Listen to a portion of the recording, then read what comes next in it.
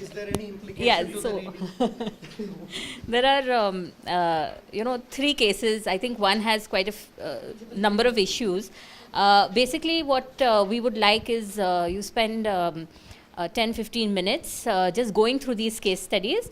There are a couple of points to reflect on at the back, at the end of the case study. So we'll just take a bit of time on that, and then we'll facilitate certain discussions based on this. Okay, you have 15 minutes to read it. How the ownership and loyalty is reflected in each of these cases, right? So again, don't restrict to this particular question, or how would you have handled these two questions are there, but what are your thoughts? What is coming out when we talk about this ownership, because that's a theme on which we are looking at it, and what do you think it's ownership? Why somebody is sort of reacted to this particular situation? All that, whatever comes to your mind. Let's have the initial round and then later come back and analyze what you're saying. So go ahead, volunteers.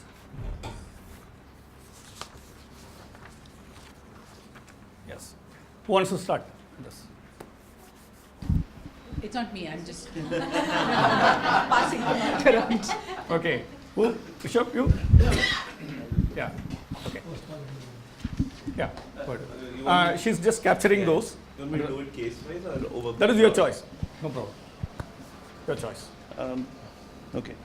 So I'll give you overall kind of a thing, not in case-wise thing. But so what I feel is just because of the fact in the cases also and in the real sense also, just that you see yourself as an employee of the organization and you see someone else as the owner, you feel as if the what is your stake into the organization and how do you want to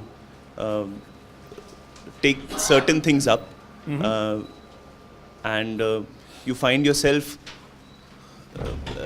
rather at a very small position, saying that this doesn't like, why should it bother me, why should it concern me? So in most of the cases it comes out like that the people who are involved are rather concerned about their own work, their own roles, responsibilities, JD, and like we were discussing that day, something like a role plus kind of a thing, or something which kind of lets you think at a broader picture, saying that the organization is yours, you will grow with the organization grows. That part of it doesn't figure out in the general life and in the cases as well. No, That is all the three cases you see that part. Okay. Yeah, the road plus doesn't. Yeah. Okay. Yes. Anybody else? Who's going next? This? Bachi? This is specifically with the one case number one. It's more about just ticking off a task than taking ownership of the task. The first line itself says that she was relieved because she had crossed off one major item of her task list. Right. Following up on that or waiting for the review meeting to come in to inform about it does not seem like she's doing it because she has to do it. Sorry, she's doing it because she has to do it, rather than because it has to be done for something else. So ownership seems to be missing in that view. Okay. It is limited to task given. Task given, how it is linked to the others, right? Okay. For me, in the case one, probably there was a mismatch of what Sujata expected, she would get in the company and what she was asked to do, right? And more so, it also looks like there was just a top-down approach, and she was not given that independence to decide what she wants to do and how things could be done. Because this is very clearly there in the, when the boss asked her to buy a bag only from a specific this one. Maybe yes, she could have looked at differently, or probably, in my view, it is that she was not given enough independence and freedom to decide what she wants to do. Okay. So that is why probably she was not all that psychologically connected to the task that she was doing. Okay. I just feel that there's like a misrepresentation of ownership. It generally boils down to each one thinking that I have, suppose say, right, it's a task. It has to be ticked off, it has to be put to completed. It's not like it's my job, I need to do it to the best of my ability. It just becomes like it's there, so let me just finish it off so it goes off my list. So it's like a dilemma that everybody has their own definition of what is ownership. It's not like very clear. Somebody think it's an organization, I'm here to do my job on a day-to-day basis, finish it off and go back home. Somebody thinks, no, this is given to me, I should probably do it to the best of my ability, that, you know, in future it doesn't come back to, you know, just a task put off. It stays as something good that I did and that I learned from. So yeah, ownership definition is not there.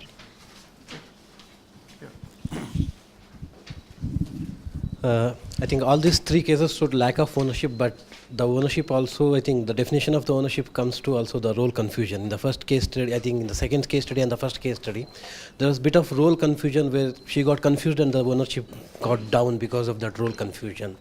One was that. And the other thing is that when you see the third case study, it's like, I think what kind of task we are performing for, in the sense what ethics we have personally and what ethics that organization have. Right. Yeah, that's, I think that. So the third one shows the ethics, Ethics, values, yeah. personally and also as an organization. Organization. What is it? What does it show from the case study in both these cases? Ethics and values there? Yeah, I think sometimes the ownership reduces because of the role confusions. In sense, the individually person might not feel like doing that job. When it is enforced on him or her to do that job, he might feel that ownership also reduces along with that. Right. Okay. Vasandra? I think like a lot of the talk around ownership has to do with like you as in relation to a task, but I think what the third case study really brings out is the fact that it also has to do with how you engage with all of your colleagues and everyone within the organization, and the level of involvement that you have with them. Also, it displays to a certain degree of how much ownership you feel towards the organization per se. It's not just task related. Right. In all the three cases, if you see, it is just connecting to the one individual, what he gets and what he delivers. But they are nowhere like people are trying to see what else is available, whom they can seek out and how it can be done better. I'm not able to see a relate between those things. Where if from the case 1 to case 3, case 1, 2 or 3, if you see, they can always be able to approach to the other person who is good at doing things there, or can ask like, how can this be completed with the support from other members, which I see a lack. If that thing, people take it on themselves saying that, okay, where I might not be doing it well, can we seek the help of others? That could also become an ownership, and we can see how it could be delivered better. Then instead of struggling or taking it on them and seeing like whether it is delivered, it's done, it's not done. Okay. Yeah, Kala?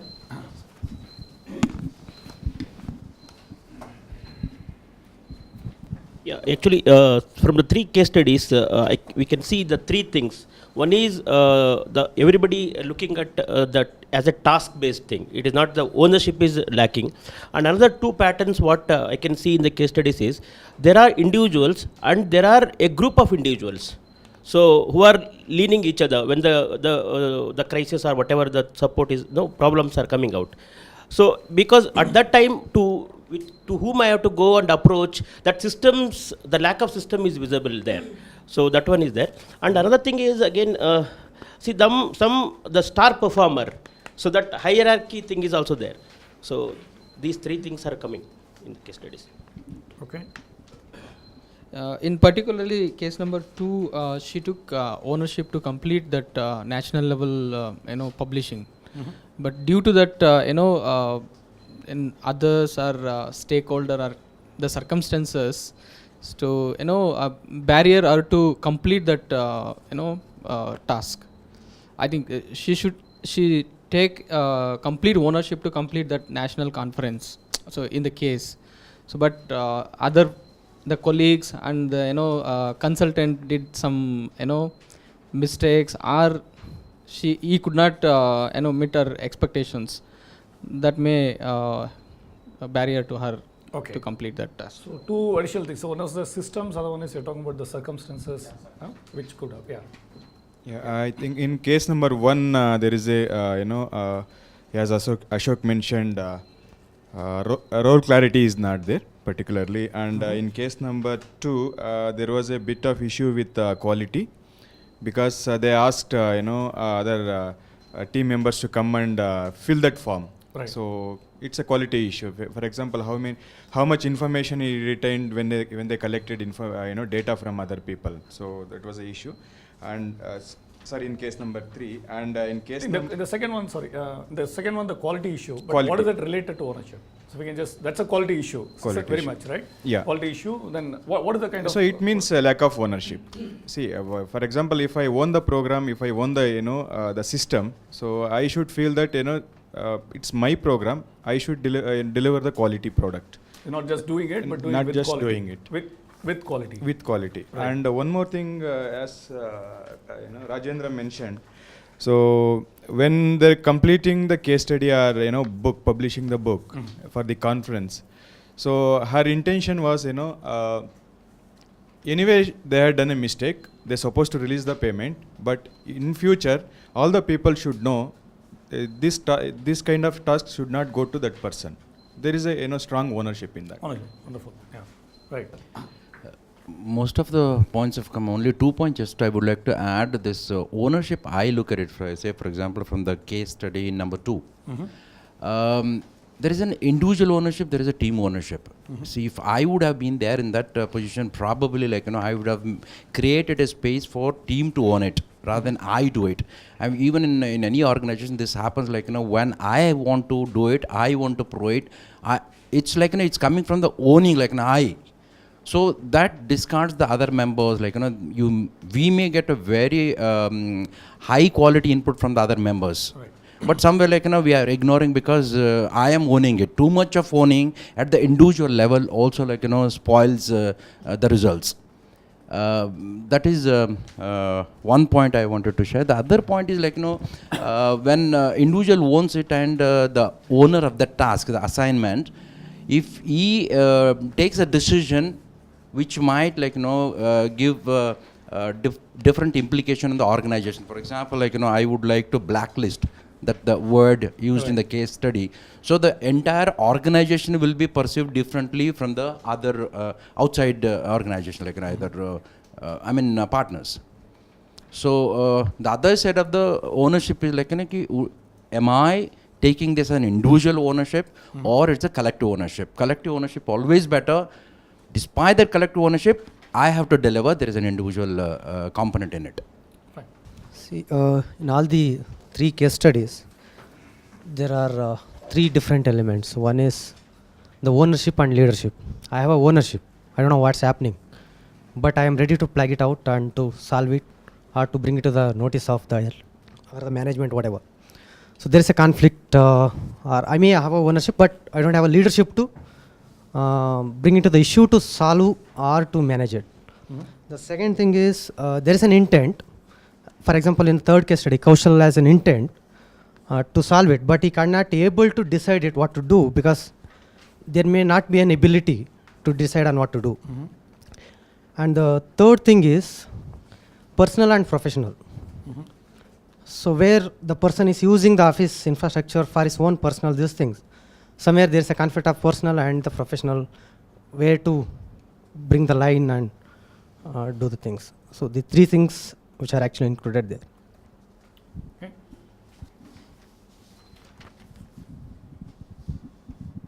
Anybody else? Any other thoughts on that? Yeah, we'll just, any initial thoughts on that? Anybody else quickly? Yep.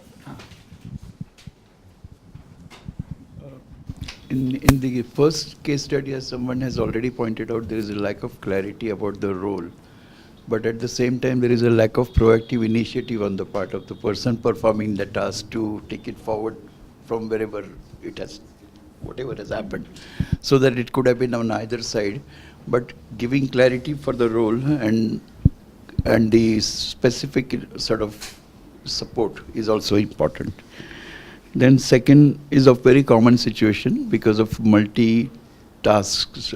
tasking and trying to prioritize a certain activity, and especially when an external sort of agency or a consultant or somebody is a part of that task and trying to see whether that is appropriate or not, especially for a work that is internal to the organization and how it is taken by somebody else. And then trying to respond to that, which is by itself a very complex thing, but it does happen very commonly, and that needs to be thought in depth rather. Right. And the third one is, of course, in terms of the interpersonal relationships in the team between the different members. Apart from being personal, and ethics and values also make a difference, but between the team, what are the interactions and interpersonal relationships? Actually, for me, in the first one, I read it as an inability to say no. So I think you may own something, but like somebody else said, that if you take on and do something because somehow it's landed on your plate, then it is just ticking off a task. So to me, there are these barriers to ownership. Right, and one of those sometimes is, so it's the understanding and expression or sometimes is, actually I think it is ownership also to say, no, I can't do this, or I won't do it this way. So how comfortable somebody is in speaking their mind clearly, understanding, asking for information. So I think, giving independence or giving information is one, but then I think individually it is also about asking and being able to say something. And I think that there is a barrier to that ownership or loyalty. In the second one, again, I think there was time to ask for help, between, so there again is the inability to ask for help, or maybe not knowing whom to ask for help. And therefore, is there sometimes another barrier to the expression of ownership, which is, do I know where to go or how to escalate if I'm stuck? Right, so I think that is the other issue, and I think in the third one, clearly it's the same issue of, okay, I have these conflicting pieces of information. What do I do with it? How do I maybe sometimes not give away the identities of the people, and yet raise the issues, because I don't want to be then, okay, he did this or she did this, right? You don't want to place yourself. So there is another barrier there, because you want to bring it up, but then you don't want to point fingers or put yourself there and then tomorrow be blamed for something that maybe already somebody knows, right? And so you're worried about your own perception and then the perception of others. And I think, therefore, again, this issue of, is there a safe way to communicate certain things anonymously, maybe sometimes, and then see where it goes. So I think barriers or other factors in ownership is what I was looking at it as. Okay.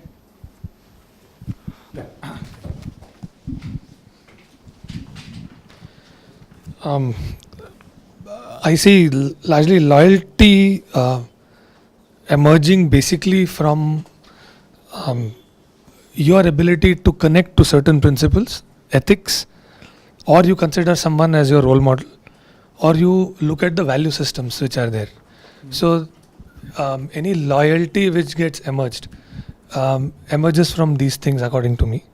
The ownership gets emerged due to what is there as a stake, what is the consideration, and what value is generated. And that drives the ownership.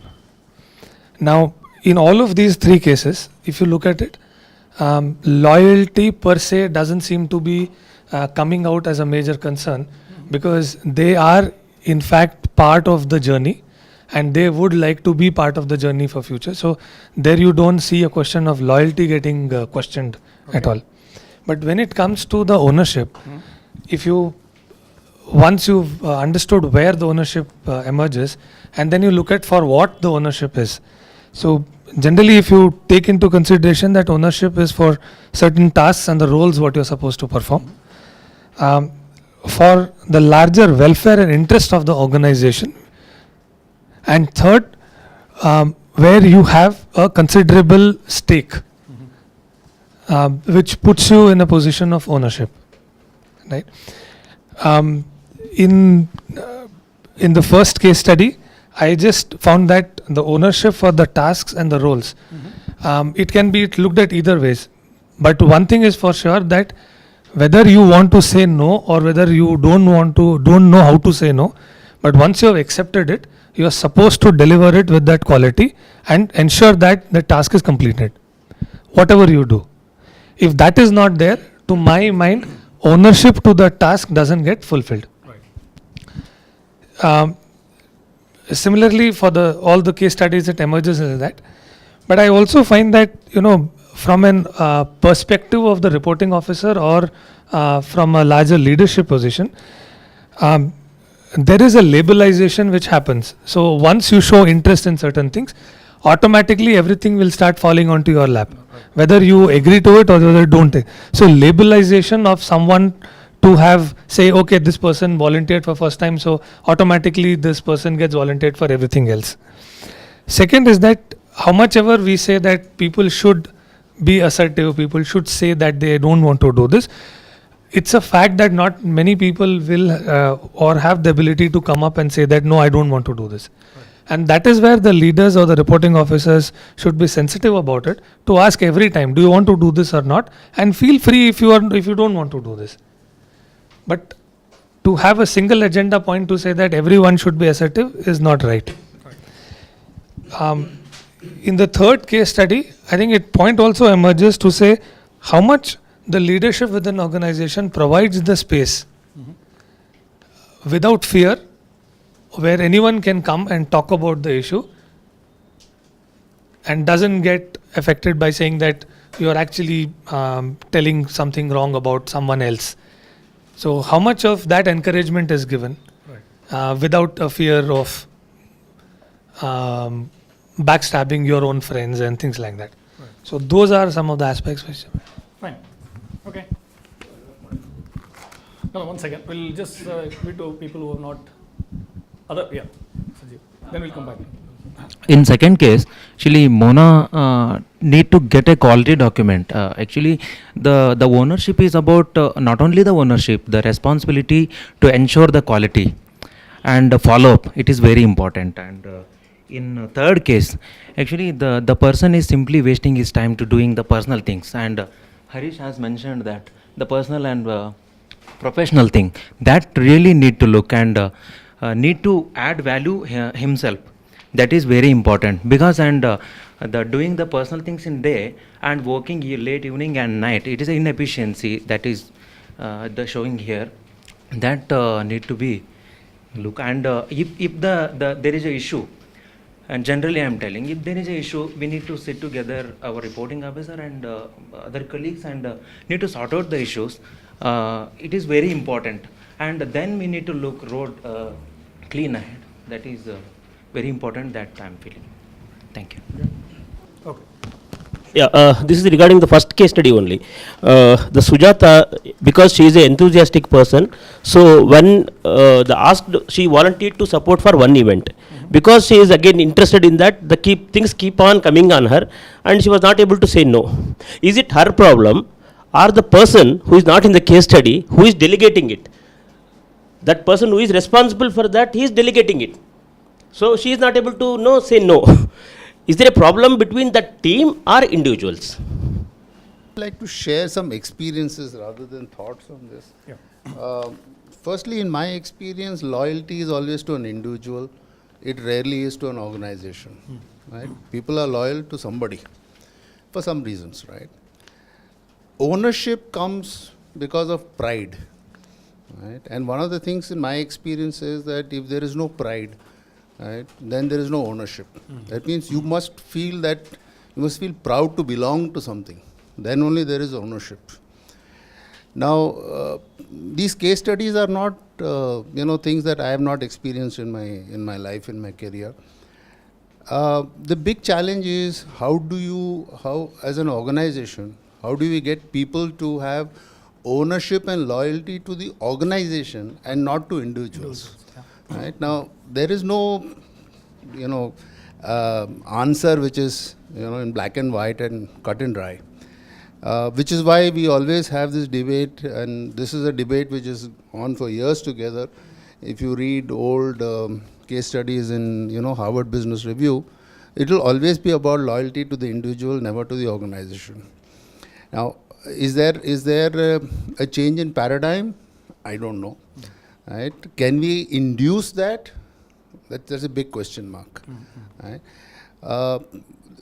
every organization will be challenged with this because individuals have ownership only for themselves, often enough, because they come for the very purpose of performing a task.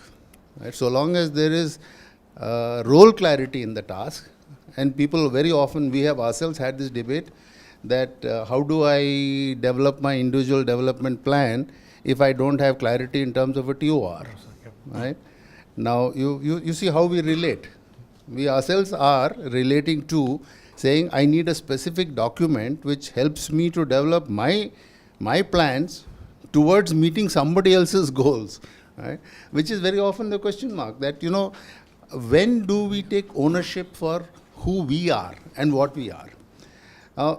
There are two things that I want to also share with you, right? Some of these things come from the psychological makeup of an individual. There are some of us who are more loyal, right, who have a higher degree of ownership than others. What distinguishes us? It's got nothing to do with anything except that is the personality, right? There are some of us who are made like that. And there are those who we manage, who are not made like us, and vice versa. And often enough, the challenge is always this debate that are the value systems of each individual likely to be congruent to the larger value systems of an organization? This is always a dilemma. There is no answer to this. And when I am faced with the dilemma that my value systems do not permit certain things, what do I do with it if environmentally today, right, there's a different set of value systems in the space? Right? Now, is it good or bad, right or wrong to be scanning the internet, right, during office hours? I don't know, but I do know there are many companies, right, including companies where I have been the head of HR, where we have decided that we will block all social sites because there is no other answer that we could find, right? So anybody who tries to access Facebook or you know, a site which is about employment, all these get blocked. Now, is that the solution? The employment section. Yeah? Employment. Yeah? So is that the solution? Right? I don't know, but these are some of the responses organizations have because they really don't know how to get people to feel engaged with them. And this is something that I think it needs to have a larger debate. Oh, okay. I also feel that ownership and loyalty are something which, in the sense that they're behavior patterns, right? So they also need affirmation to a certain degree. So like, if you do exhibit loyalty and ownership, and if at some level you don't get a positive feedback for that loyalty and this thing, then it's not a behavior pattern that you tend to continue then. So it also has to do with how the organization responds to ownership and loyalty, not only whether ownership and loyalty is exhibited. I also feel that the scale in which an organization operates becomes critical to look at these two things closely. In a smaller set of organization, there is a much more closer understanding and link to the objectives. You know where your ideas and thoughts will reach out to. You have greater cohesiveness in terms of thinking and others. But when the scale is huge, right, it's very unlikely that the thoughts are percolated down to the last person in terms of hierarchy, which normally is. Right. So you may still have a trickle-down effect, but a trickle-down effect has its own transmission losses which happens. So what Nandlal sir was talking about, that you block certain sites. See, we can say that everyone is matured individual, but everyone has to believe. But when you work at a scale where 10,000 employees are there, how do you build this up? This has always remain a challenge. So to that extent, some of these steps which goes beyond loyalty and ownership is taken, which is fine to my mind. Okay, Shiv, any thoughts from your side? Yes. Yeah, one second. No, I just wanted to share one or two examples. I mean, there was one assignment we were doing in Orissa, and this was reviewing the policy and strategic planning unit of that, and it had both government and non-government people within the team. And one of our finding as consultants was that they were not taking charge. Right. Not really about ownership, but they were not taking charge. Right. Because they were caught between the donor and the government. Right. So it's a typical sandwich situation. And it was classic because there's this OD consultant and me, and we were talking about this issue, trying to explain it very nicely because they were fantastic professionals otherwise. And then he had a book in his hand, and then while he was talking, he just held it like this. And the other person took it from him, and he was holding it like this. And he continued turning the other side and continued talking about ownership and about taking charge. And this fellow kept holding the book in his hand, right? And it was almost 20 minutes. He was just holding it because he just passed it on to him. And he kept holding it. And then he turned around and said, "This is what I mean. You didn't ask me why did I give it to you, or why are you holding it? You're still continuing to hold it on behalf of somebody, but not even querying why is this with me? What should I do with it?" Now it's an extreme case, but but it made a very good point because the team clearly understood what we were saying. Till that point, what we were putting in words, they understood in action. And I agree with Vasudha in terms of this reaffirmation, because it's a pattern which has to be reaffirmed, not just by the organization but also peers, the people who you work with on a constant basis. And I think we need to be clear that too much of ownership also can create problems. Too little of it can create problems, both for the individual and for the organization and for the teams. However, the affirmations and reaffirmations also could create patterns, both positive and negative. And again, I want to take a classic example of a bunch of consultants, and when we were making the case study, we were talking about it.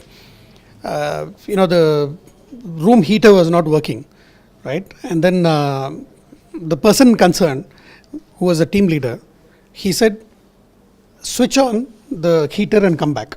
It was somewhere else, right? So this person went, came back and said, "The heater is on." And then this man blew his top. He said, "I told you the heater is not working." He said, "But that's not what you told me. You said switch on the heater. I went and checked and the heater is on. You didn't tell me that I'm supposed to be ensuring that the heater is supposed to be on." We were all in great stress, so even small things were blowing up. But it also showcases how clarity, Kalan, what you were saying, how clarity, understanding, dialogue, sometimes even fights, helps you clarify where you're coming from. In fact, one of the questions which people really struggle to answer is when you ask somebody, "Where are you coming from?" on this point of view, right? It's not something which is very easy to answer, because then you'll have to look inside and actually honestly state, where are you coming from? Or what are your fears, or what is driving you, right? So,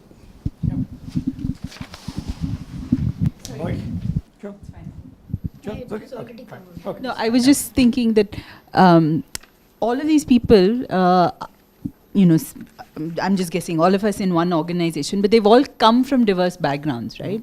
Different experiences in other organizations. And I think somebody brought out, what is the definition of ownership? And I think this, our experience in previous roles, previous organizations also brings us to a certain point at which you start interacting. Right. And I think if the expectations are different, then we need to really build that clearly for everybody. I think for somebody who's new, the understanding is not there, needs to be handled very differently versus somebody who comes in with experience, because that is sometimes also baggage. And if you're wanting it, the expression to be different, then we need to help them, make that expression. Yes, Siddhi. Oh, sorry, one thing I think the other thing that I got for a lot of this is about following instructions. And I think as a society, or at least in India, we grow up learning to follow instructions. I don't think we apply enough. And what we're actually talking about when it comes to ownership is application and questioning. And that a lot of us may struggle with, because I don't think we grow up with that saying, okay, speak your mind and apply yourself and whatever. And then suddenly you are expected to do that all the time, maybe a little difficult. Okay. Just to take up from Shama's point is, it kind of struck me when you said, when you talked about the diversity. And I think diversity, even now within the organization, even if you don't look at coming from another place where the culture is different, I think across the group, the diversity is very different. The diversity across locations is very different. And one of the things I've always struggled with is that, this whole thing about I tend to be very casual, and others in other locations tend to be very formal. So who makes that change?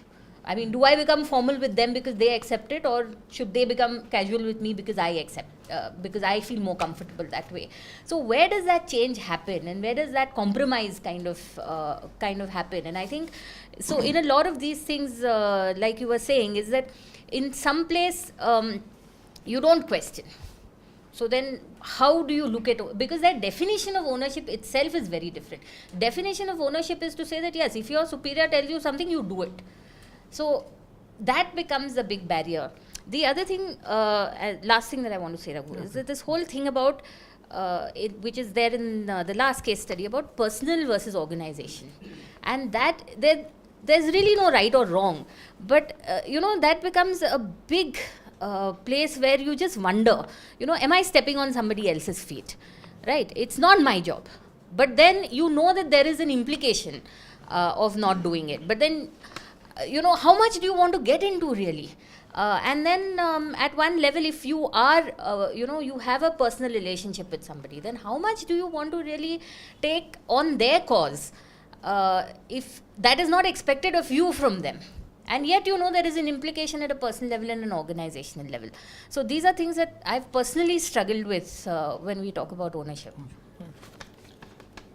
Okay. So we have another. Yeah. Also, the whole the issues surrounding ownership when you're operating it as a team of new people coming in. For example, Avahan, if you see a set of completely new members have come in, close to around 50 to 60 people who have come in. I think it's also quite interesting to watch the cultures of how new people coming in, and that's where I would invite Martin to also talk about how, Shama, you are raising, it's not our orientation to be application oriented, right? And be more instructive in terms of what needs to be, how we do things. I think the whole... not as in the group, but just... Right. But I would also say that each organization also carries a certain kind of, patterns, one would say, of how things are done. So that's something it'll be good to be aware of, that people who have worked from HLA PPT generally have a certain way of doing things. Right. Like what is surprising to me with the FHI team who had walked in is that for them M&D actually means reviewing somebody. Right? For us, M&D means it's a system. Yeah. It's a completely different set of ownership. So the person who is in charge of M&D in Astha Parivar does the reviews. Right? So I was scratching my head, what's going on here? Why is the M&D person leading the review? Whereas we see it as a support role to this thing. So it would be important to keep those cognizance of what are the institutional patterns of how we do things. Question for Mr. Nandla. When we talk about loyalty and, I recently read something which was quite interesting, which echoed exactly what you said. People don't leave organizations, they leave their bosses. Right? So essentially, it depends on how good an equation you have with somebody, what do you derive out of that relationship, and out of the job and the career that you have, is what people leave when they leave. Not so much a organization. In fact, the larger it is, it's even worse. Right? So given that, what is the implication for building, having a raised sense of awareness about ownership? Because as we all can see, it's very contextual in the way things are looked at. So I just wanted some advice on, is that something we should leave it to chance, or is there something consciously can be done, or are we walking down a path which many people have tread and, it's probably too complex set of issues. I just had a question for him. I can respond to that through experiences. I don't want to give, theory is something that we can all read. I just mulling over this. So let's say that there is somebody who works for, say, McDonald's, right? So does the person have ownership for McDonald's? No, I'm saying. So I look at it this way. He has loyalty for McDonald's because he is employed by McDonald's and he's supposed to do things according to the McDonald's way. He has ownership for the customer to make sure that the customer enjoys the experience that McDonald's is supposed to have promised. Right? Now, so therefore the challenge really is that loyalty to the individual will always be a reality. My experience tells me that if you want to build pride, right, there are two things, right? What Vasundhara says is very true, that unless you are able to give reaffirmation of the kind of behaviors you need to bring, right, which raises the issue as to what are the kind of behaviors that you need to bring. Right? And that something is not defined. In most organizations, we talk of value systems, right? There's no articulation of a value system. It evolves. And people interpret it according to their own understanding of what it means for them as individuals, because each of us as individuals have different value systems. Now, is there an articulated value system to which I connect? And if I exhibit those values, right, is there support and is there reaffirmation? Then only you can say that I as an individual can begin to take pride in something. Today, and I go back to my BPL experience days, right, one of the biggest challenges we had was we had diversity. We had enormous diversity across 3 states. We had people coming from all walks of life, people who have never been in the telecom sector. What is the most important thing? That they had to have ownership for the customer experience, right? And there was no, there was nothing other than that. At the end of the day, the customer experience was all it was all about. How does a group of diverse people, right from network, managers to billing managers to commercial managers to sales managers to collection managers, how do they all build one unified experience for the customer? It can only happen when that value system is driven down, top bottom, that is rewarded, that is recognized, and people who are not able to conform to those, right, need then to be very, very classically, you need to shake hands and say goodbye, because that's how an organization, will obviously need to work. If you find somebody has a discordant note, right, and someone then needs to say you are not conforming, therefore please go. My experience is that it is a hard road, it's a long, long road. It can only be led by leadership. It would be irresponsible on the part of leadership to expect people who work in the organization to demonstrate that, unless we ourselves are driving it and we are setting the tone in terms of walking the path. Yep. Thank you. Right, we are already 40 minutes up. So, can we just move on to, we won't be able to go into each individual case studies. So let's have some of these, I'm just writing down this point, we have also got it in the mind map. So what we tried to do was, when we talk about this ownership, we also say that we expect within the organization, from the individuals and all that. We're trying to get an idea that how do we understand this, right? That was the idea of this case study. It's not to, it's all coming from our own experiences, and there's nothing wrong that somebody reacted like this. That is very, very clear. I think that's the point here. He's saying that how do we make sure that we all unleash all our potential and the organization. That I think this is an excellent one on let's make customer happy. Here we have an issue, not a customer. We have taken the issue, how to make that issue solved, given that all our work there. So in that process, how do you build loyalty? How do you build ownership? That was the idea. So when I looked at, I think, a couple of points which the key pointers came in was that, what is the benefit of ownership? I think you talked about pride. I think loyalty to individuals, but ownership or responsibility comes in from pride of completing something, right? So something related to pride, and somebody also came back and said that if I had taken ownership, there is also a risk to it, right? Because if the support systems are not there, there are specific affirmative actions which help that. There's going to be risk for me or my team or whatever, right? So one of the key things which came in, there are multiple points people shared, is that if the ownership or loyalty is taken in, and there is a benefit and there is also risk there to that, right? And second area which came in, because there are a lot of those things, the ownership itself is defined. I think Nitin talked about completion of a particular task in the process. If I just read only that, I think the person has clear responsibility to deliver it. But when it comes to quality, what he is talking about is that, is it not part of it? So while we talked about it, what is the responsibility? And second question is that if this responsibility had to be delivered well, is it the role expected out of them is clarified? So there is also kind of facilitators which are likely to help people to express ownership and ownership, loyalty and responsibility there. So that is something also came in, some other facilitators there. We also talked about quite a lot of barriers, right? What is stopping you from doing this, right? And while we talked about some of the areas in which this ownership can be expressed, I looked at first was about the task, and somebody was talking about helping the peers, right?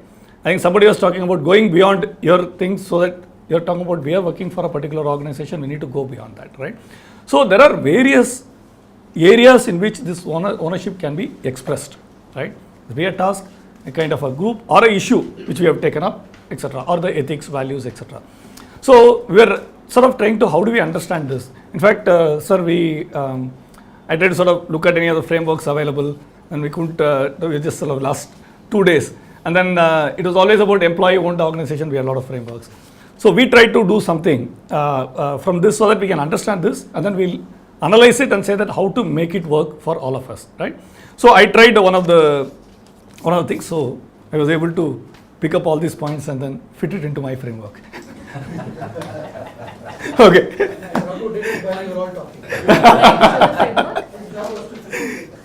Yeah, just do that, yeah. There it is, yeah. The colors, yeah.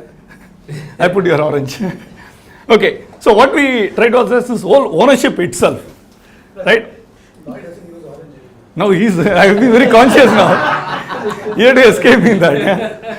Okay, so I was just looking at this two areas of ownership. So when I was trying to sort of analyze this ownership, there is one area is that I take responsibility for something what I need to do.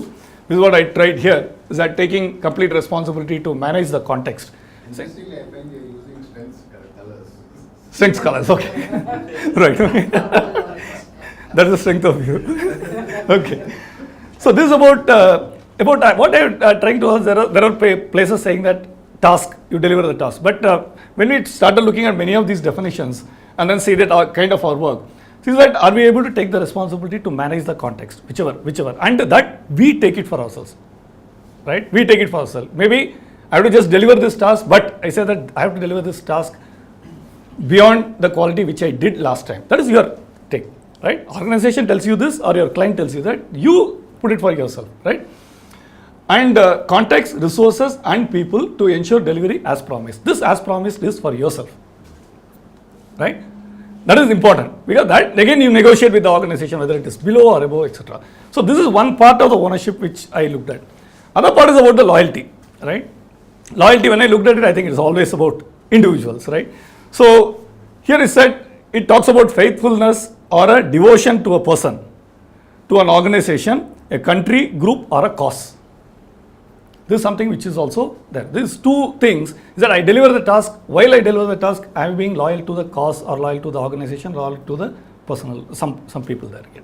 This is one set of things, how ownership is sort of reflected in the way we look at a responsibility and a loyalty. Yeah, this is very, very initial thoughts, and then I was just trying to sort of fit in what we have done here. Yeah. Second thing is, where is it coming in? When we think this is related to our own work, right? First I thought I should start on the left task and the right to the cause. Then I said, okay, right? Already there is a bias there, right? The first one is very micro and the last one is great, is it not? So sort of brought in here, right? So the whole idea is that first one is there is a task, right? And if you look at this case studies, we have clearly said there is somebody given a task, delivered it, but we still feel that, oh, right, should have done something more. Leave alone the reasons, but then what is that? Could have managed the process, quality of the process, how it is looked at, or making sure that the result is with the quantity, quality and time rather than just the task themselves, or the team themselves, going beyond her or going to their peers. Then the unit, because tomorrow this particular task is likely to be, or the set of tasks is likely to position that particular unit or give them. Then there could also be other peers, not your team, but others there. Then the organization, which we talked about, unit on organization. Then there are individuals within that. We keep talking about you're loyal to certain kind of people there. Then the group, which is Catalyst Group we are talking about. Then there are partners, right? Many times now we have huge number of organizations we work with, right, which is the individual NGOs or the community organization or the producer organizations, then there is one other issue which we talk about, whether it's a rainfed agriculture or a marginalized groups or a HIV program and all that. So this ownership of responsibility and loyalty can be at various points here, right? Then we also looked at there is a benefit for taking. See, I'm taking a responsibility and being loyal to this particular cause. Actually it expects a lot of work for me going beyond what I'm supposed to do in my job there. And to extend myself, there is a benefit, at the same time there are risks attached to that, right? Then we also said that there are key facilitators. We talked about affirmative action is something which is a feedback, affirmative action, defining roles.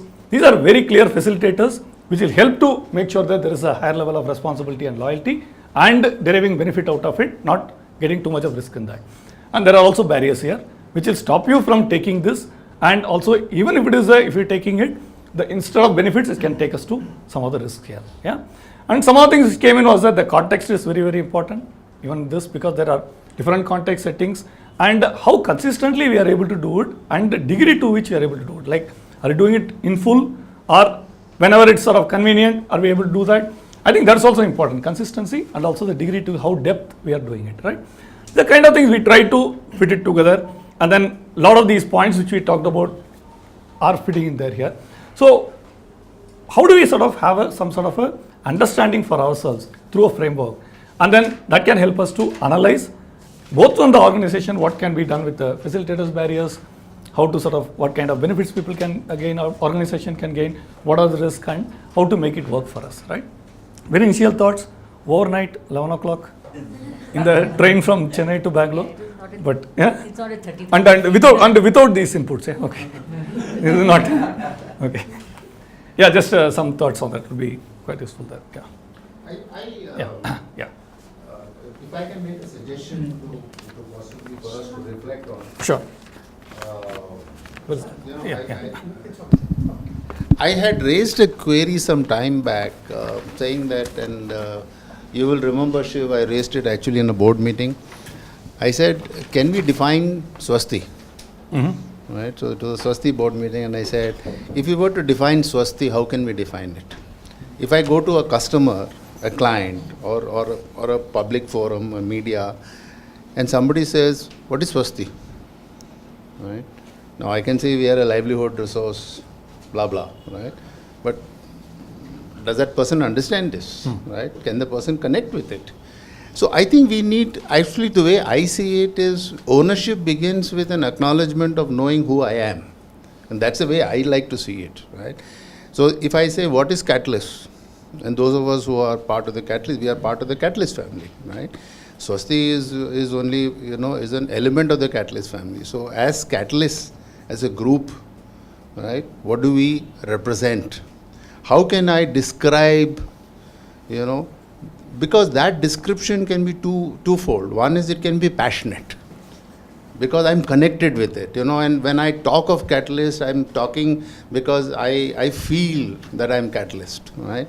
As opposed to a very clinical response, which would say, well, we are, a livelihood resource agency, meaning what? It can mean anything to anybody. Somewhere I think we should begin with that debate. Right, and I'm seeing some work on that line, right? Because I saw, last time there was a nice note on the Catalyst group.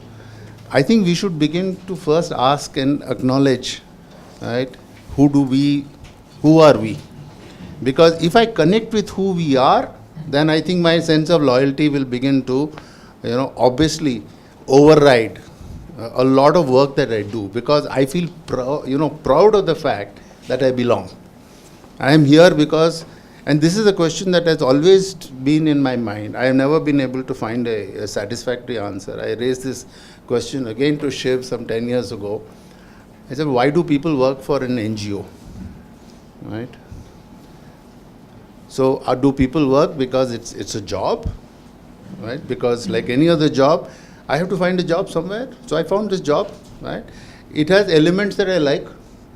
Right? Maybe the freedom, the space, the remuneration, I don't know. Why do I continue to work for an NGO? For an NGO, right? And then I can walk the path and say, I'll try different spaces, because that will, enhance the quality of my experience. as opposed to that, ask this question: why do I continue to work for the Catalyst as a group? What does it do for me? Right? And that, I think, might possibly begin to allow for some reflection to start taking ownership. Right? And ownership will breed loyalty. I think this is the way I would like to begin. Right? And if you think it adds value to, for you to make the beginning of a journey, with that you can add back a lot of what Raghu is putting out here. Because please do remember that an organization consists of individuals. We are hundreds of individuals today, right, as opposed to 20 or 50 individuals 20 years ago. And hundreds of individuals, all of them taking ownership, right, for something is going to be a very difficult task unless they begin to connect with it. That they are here for a purpose. That purpose transcends. For many people, it may just be a job. For a lot of people, it will transcend the job. Because that is where the passion comes. And if you are passionate about something and you think that this organization allows you to express that passion, then the greater degree of loyalty and ownership is likely to be there. Yeah. But that's my view. Yeah, sure. What you're talking about is, if I may rephrase it, you're talking about a identifiable identity, which you can refer to. Now, this is a huge struggle. I think I really wish any of us here can describe what we do in one sentence. It's next to impossible. I mean, many examples which are given is how Walt Disney, defines it so simply, saying that this is the best experience you will have in your life. We tried many of those. I think for a complex development work, I think summarizing it to a clear sense of identity is a big struggle. But that said, I would certainly re-invite you to Swasti website, where the first paragraph in 3 sentences clearly describes what Swasti is, what it stands for, and what it is. And I think that's a crafting I think the team had worked on for over a year, and also keeping in mind a very different set of audiences, and being clear that we are not an NGO, because that's something we are very clear. Because I don't want to define an institution by saying what it is not. I would prefer to define it by what it is. Because NGO means non-governmental organization, but doesn't say anything else. So I think also philosophically, we don't stand head and shoulders with the NGOs for a variety of reasons. I think we have differentiated ourselves by being a resource center, and that is a stand, and that's where we say a homegrown international resource center which is driven by passionate individuals working in the sphere of public health to make poor and marginalized people's health better. That's where we, that's identity we have built. And I would invite you to look at that identity again to see how do we shape it, if required to be more sharper. But I would say it is there. But the real difficulty is the development paradigm we are working in, which does not allow itself to put it simply. However, one of the ways in which that has got indirectly addressed, I would say, is when we have these 2 big initiatives of Avahan and Life Skills for All. I think there is a lot more connect for people, including partners, to say, what are you really doing there? I think Shankar, Ashok and Loy are planning to change 1 million women's lives. It's very simple, very clear. And therefore, all of us within the team, and in fact, everybody who will work with them, including me, are subservient to that larger objective that we would like to change 1 million women's lives positively. Right? So that is one way we can bring in that identity. But going back to this whole issue of ownership, I think one of the things, Raghu, I don't know where you put it as consistency. Yeah. But it's also about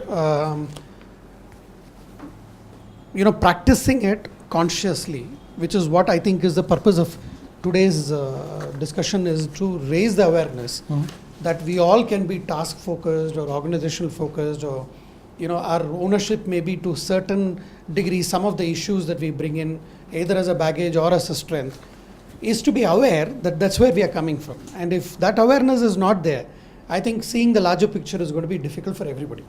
I think that's a message I would see from your framework, is to say these are the complex set of issues which drive ownership, right? And also our backgrounds. All right. Right? Don Bosco building background that Loy comes from brings him tremendous strengths, right? He's able to connect with young people, is able to translate, is able to, I mean, I don't know how many of you have seen Loy in one of the training programs when he's very excited. How many of you have seen him? Right? It's a different animal and human being, right? I mean, he's really, it comes from a place where of not just comfort, but also passion that drives that whole, this thing. So it's that we're talking about. That also has two sides to it. Being aware that, that ownership can be very useful in a certain setting and not so useful in a certain setting is the differential we are talking about. Okay, I'm unable to stand, sorry. Yeah. Rishabh, we're already at 12:20, so just another 5 minutes. Just want to share an experience here. It'll be quick. So this comes from again the milk cooperatives. Everyone, if you would know of, it's an experience which I had in one of the villages in Gujarat. So we were very inquisitive when we joined this entire movement. We call it, and we went to one of the farmers and then asked them that what is the benefit that you get of giving your milk to the societies. He says they pay us our time, they do this, that. They'll give us a package of it. So a local dairy will pay you more than what a cooperative will pay you. So I said, why don't you give it to the local dairy? So they don't give this, they don't give cattle feed, etc. What if the local dairy starts giving you the cattle feed? Then they thought for some time. Then they said, no, we won't give it. And so why? So the cooperative is mine. That is what they said. And it actually stems from the fact there that how each farmer owns the entire mood. And it actually, that's why it becomes a movement. That's that. Thanks. This is exactly what we are trying to do in our hand. A great deal of study. And we call it as projectized NGOs. Because they are only doing things which they are being told and not doing exactly what you said. They don't own it as their own organization. In fact, when we did the Poppy tool in Bombay, we had gone to another community organization. And what was really surprising to me is that I said, so what is the Scopy tool about and what did you learn? I mean, what is it that you can tell us? What did you prioritize? Sir, हमको अभी पता चला कि ये संस्था हमारा है. I was reeling in shock. But then I later realized at least that is a first step. I mean, that's what BMGF told me. At least they said, look, it's a turnaround. That you guys have managed, that somebody says, ye sanstha mera hai. They said it's a first step. And you're right. I mean, but in the case of Gujarat, one of the things I also always wonder is that more a spirit of Gujaratis which make them say that? Because there is a lot of pride in coming together, which is very intrinsic to it. No, in the SLG movement also. So Pradhan, when it gives these big SLG federations, you will see 20,000 women coming together in one SHG pandal. And one woman stand in the corner, sitting there watching Chief Minister giving awards. She would know that this thing is theirs. And that is what actually drives the whole thing.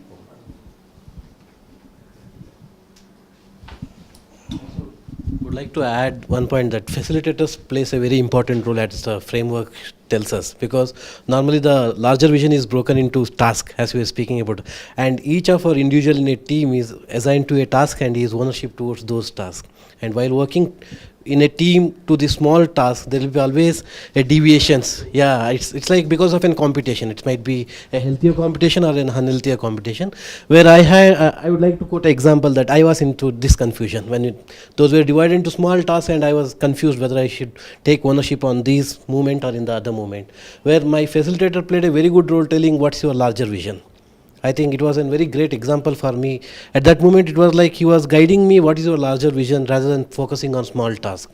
So that I think it's almost about 6 months I got. I think it was a second kind of motivation. When I joined Swasti, it was a different motivation why I joined Swasti.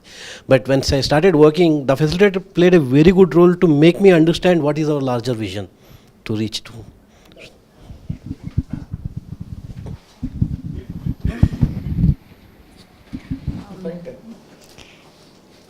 I just like to share one experience many years ago.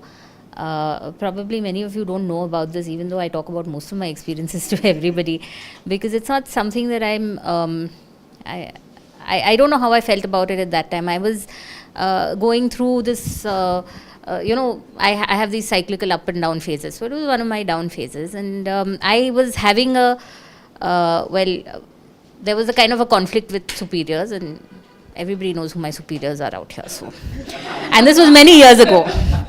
So, I had this ex-colleague there, and he was very perceptive, and so he kind of came to me and said, Siddhi ji, kuch problem hai aapke saath aajkal. I said, no, I'm fine, doing my work, coming to office and everything. He's saying, no, you don't seem your, lively self. I said, there are issues that happen in work life and things like that. So he told me that, how much ever all this, we were all, right from the initial days, we were all a part of decision making. We'd gone for our strategic reflections together and all that. And he told me, how much ever decision making and all we are given in this organization. And we were talking about CMS specifically. He's saying at the end of the day, Raghu and Shiva are the owners. And you must remember that. Now, I thought it is important to share this because that did make an impact on me.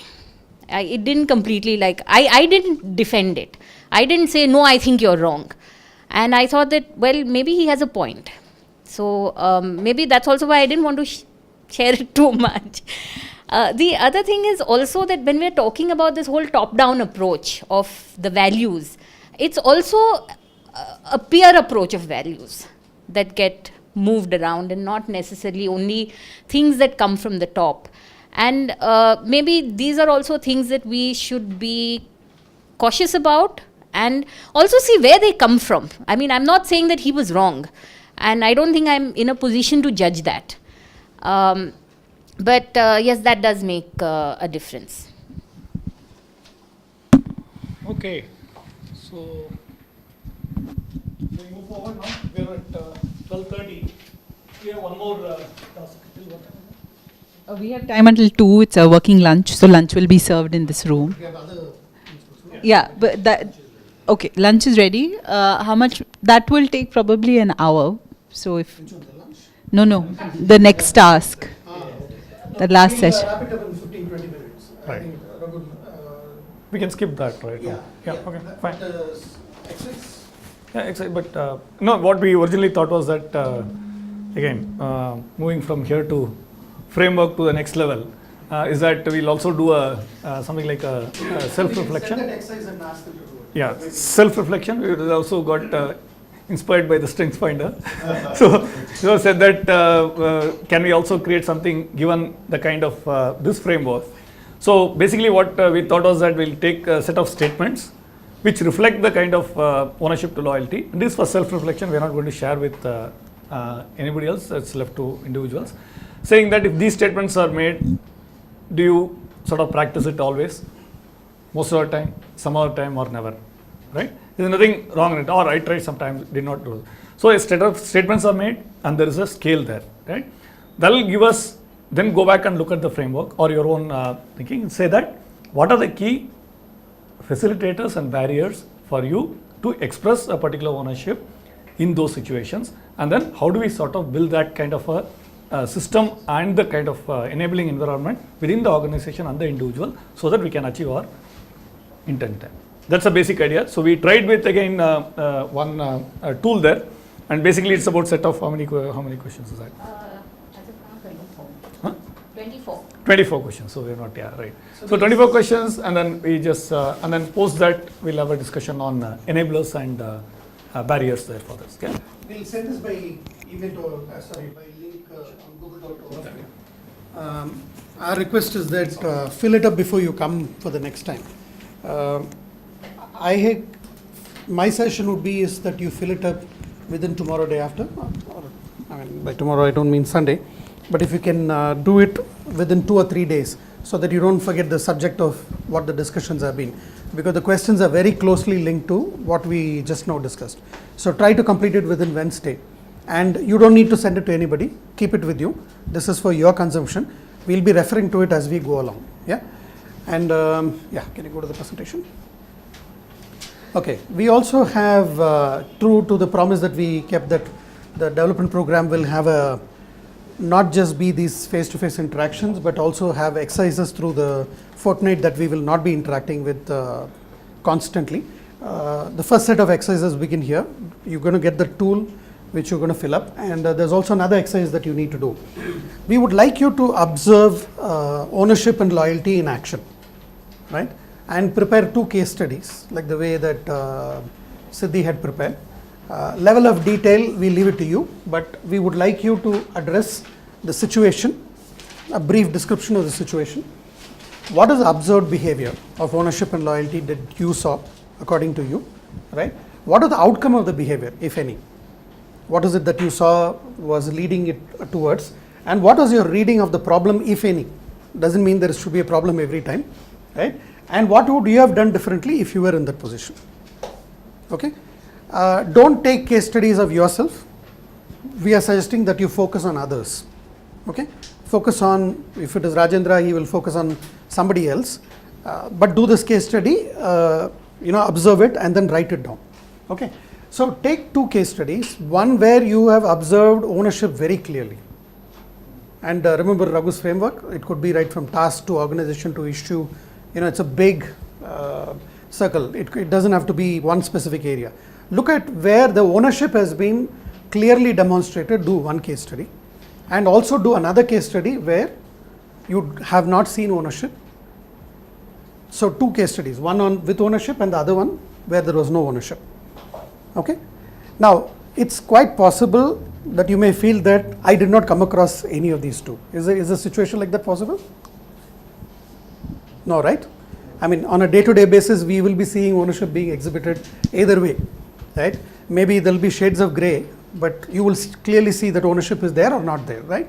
And given that the framework, we'll also share the framework with you, use that to jog your memory, but essentially we would like you to write one case study on where you saw and where you didn't see.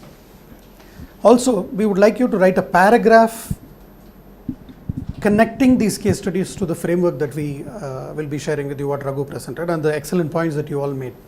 Right? Connect it up and also suggest to Raghu what changes would you like to make to the framework. We are also looking at this, as Raghu shared, we didn't find any frameworks on ownership at all, and particularly for a development organization. So therefore, it could be a good contribution we can all make. So please, like the development process, shape this framework also with your comments based on the 2 case studies. Put these 2 in a Google Doc. How many of you don't know how to use a Google Doc other than Mr. Nandlal? I don't know. So please put it in a Google Doc and share the link with Manjula. And we would like you to do this well before 21st. Why? Any reason? 21st, what is the Shubh Din? Huh? A week before the Yeah, 2-3 days before the next session. Okay, so that she can then compile it and have it ready for us. And we will be picking out some of those case studies for further presentation in the next session. So the next session is going to be, there will be a continuance of this. This will continue for 4 weeks, by the way. And it will not be only ownership and this thing, like next, in a few minutes, I'm going to hand over to Shama and Nandlal to take us through the individual planning process. So this will be, Shama, we'll need an hour, Raghu, am I right? Hour every fortnight for us to come back to this issue. Okay, so any doubts, please ping us on Skype or Google Talk or WhatsApp or whatever you use.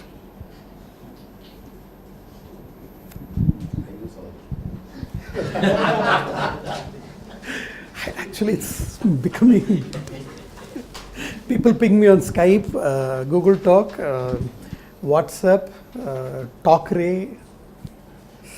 It's getting really. There's no getting away, yeah. Sorry? There's no getting away. No getting away. I got a new group called Yammer.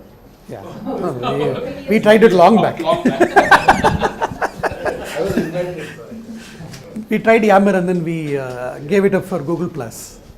Yammer is good. Yeah. Sorry? I'm learning. If you uninstall all of it in your phone, nobody will SMS. That also, SMS also. Tell this to Arunabha. Arunabha is the only one who sends a message in all of these together into both my phones. in WhatsApp, in SMS, email to both my email accounts. And he has 13,000 contacts like that, just imagine. Oh, yeah. Yeah, he'll say there was no water in my bathroom. That will be the message. All right. Okay, anything else? Any questions? Is this clear? We'll send this also in case you need to refer back to this. Yeah, we'll put it up in the Google Docs. All right, thank you very much. Raghu and Siddhi, big thanks to both of you.